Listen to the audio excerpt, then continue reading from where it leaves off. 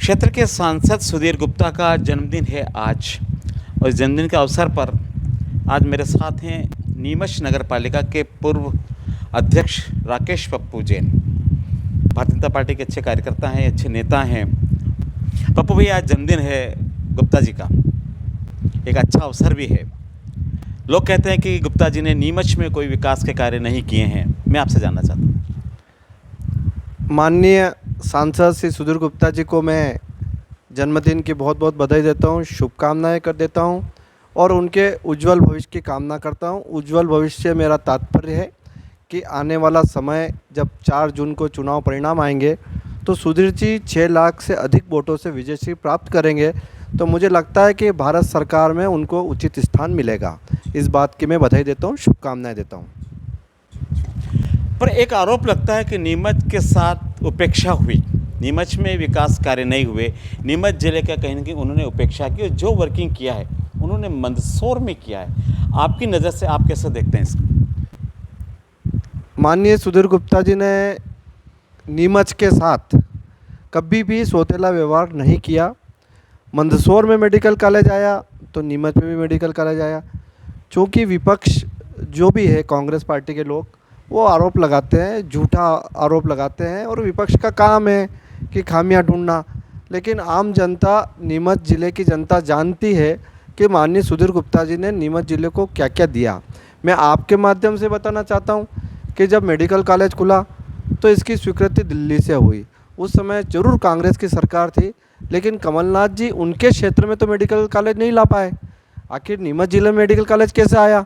उसके लिए सुधीर गुप्ता जी ने माननीय प्रधानमंत्री मोदी जी से बात करके और नीमच ज़िले को मेडिकल कॉलेज दिलवाया। आप सोचिए कि नीमच में मेडिकल कॉलेज आया, मंदसौर में आया, रतलाम में मेडिकल कॉलेज आया, तो ये कहीं न कहीं सुधीर गुप्ता जी के अथक प्रयास, उनकी सक्रियता, दिलीप सिंह परिहार जी का सहयोग और सभी लोगों का प्रयास से नीमच मेडिकल कॉलेज आया है।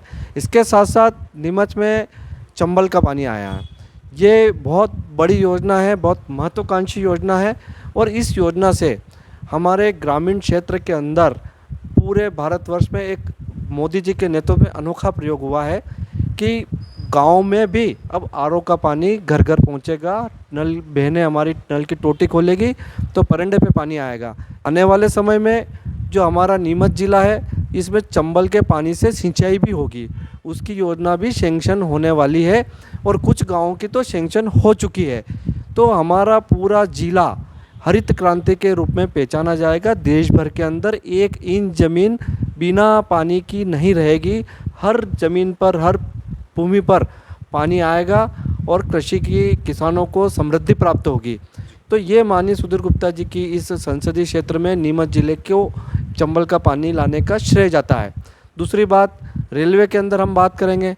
कभी हमारे यहाँ ब्रॉडगेज हुआ करती थी, ब्रॉडगेज से फिर डबल लाइन हुई और अभी इलेक्ट्रिक लाइन करा दी।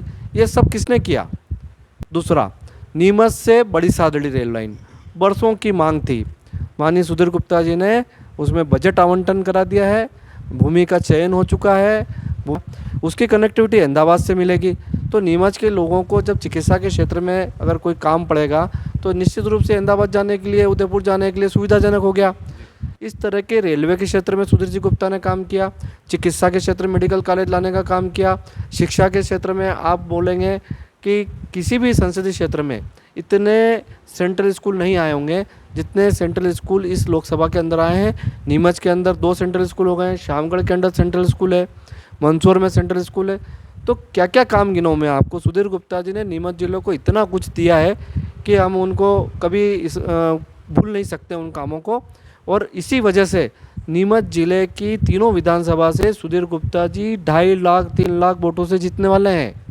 और जनता बताएगी ना 4 जून को कि सुधीर गुप्ता जी ने काम किया कि नहीं किया। जो काम किया उसके ऊपर मोहर लगेगी कि सुधीर गुप्ता जी इतने वोटों से जीतेंगे। तो ये जनता दिखाने वाली परिणाम तो क्योंकि सुधीर गुप्ता जी एक सामान्य सांसद नहीं है। सुधीर गुप्ता जी के ऊपर माँ सरस्वती की कृपा है और भारतीय जनता पार्टी ने उनको देश भर में केंद्रीय टीम में शामिल किया है और राष्ट्रीय सह कोषाध्यक्ष का दायित्व दिया। उन्होंने खूब बखूबी से अपना दायित्व निभाया।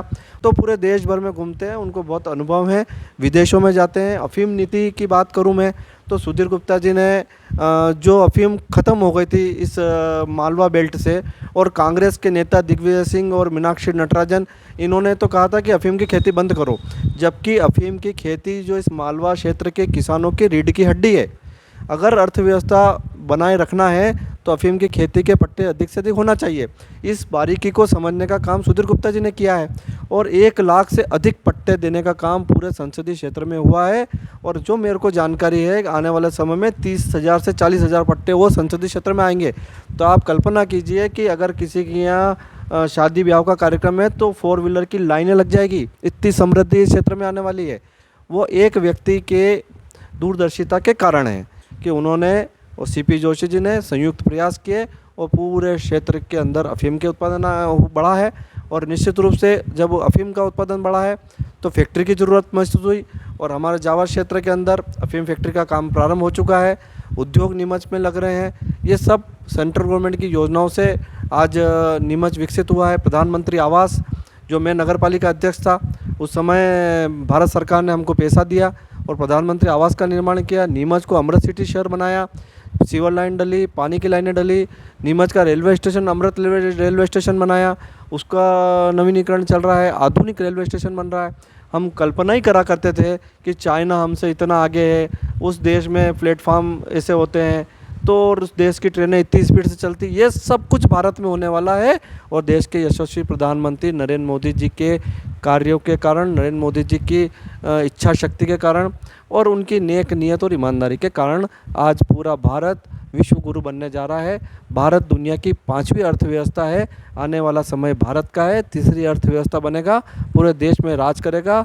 वो समय था जब भारत मोबाइल इंपोर्ट करता था, आज मोबाइल एक्सपोर्ट करता है। भारत हथियार खरीदता था, आज भारत हथियार बेचता है। भारत वैक्सीन बनाता है, दुनिया के कई देशों में वैक्सीन भेजता है, फिर दोस्तों को फ्री में वैक्सीन देता है।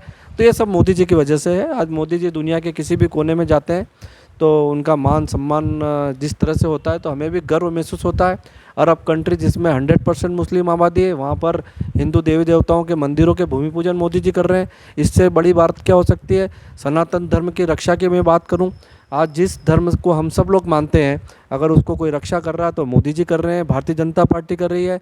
रामलला को उसी स्थान पर बिठाएंगे जहाँ पर रामलला का जन्म हुआ है। उसके लिए मोदी जी, भारतीय जनता पार्टी पिछले कई वर्षों से अपने घोषणा पत्र में लिखती आई है, और वहाँ पर रामलला को भव्य मंदिर निर्माण कराने का श्रेय अगर जाता है तो देश के प्रधानमंत्री को जाता है। जम्मू कश्मीर की बात करें तो वहाँ पत्थरबाज हुआ करते थे, हमारे सैनिकों के ऊपर पत्थर फेंकते थे, सैनिक उनको कुछ कर नहीं सकते थे। रोज़ अखबारों में छपता था कि आज भारत सेना के इतने सैनिक घायल हुए, पत्थरबाजों ने पत्थर बरसाए। फिर मोदी जी 2014 में जब देश के प्रधानमंत्री बने, धारा 370 हटी, सारे पत्थरबाज घरों में घुस गए, क्योंकि सेना को अधिकार दिए हैं, सेना को पावर दिए हैं कि जो, तो ये ताकत भारतीय सेना को अगर दी है तो मोदी जी ने दी है। सेना को सशक्त करने का काम भारतीय जनता पार्टी ने किया है। तो सुधीर गुप्ता जी एक लोकसभा के अंग हैं, और हर कानून बनता है देश के अंदर तो उसमें उनकी सहभागिता होती है। तो माननीय सुधीर गुप्ता जी को मैं आपके माध्यम से नीमच के ज़िले की जनता को ओर से उनको हार्दिक बधाई देता हूँ, शुभकामनाएं देता हूँ। उनके जन्मदिन की बहुत बहुत बधाई। और 4 जून को जब परिणाम आएंगे तो निश्चित रूप से हम सबको हर्ष व्याप्त होगा। कितने वोट से जीत रहे हैं? 6 लाख से अधिक वोटों से माननीय सुधीर गुप्ता जी चुनाव जीतेंगे। श्योर? पक्का, विश्वास के साथ? विश्वास के साथ। मिठाई खिलाएंगे आप? पक्का मिठाई खिलाएंगे, फटाके फोड़ेंगे, जुलूस निकालेंगे। थैंक यू सर, धन्यवाद।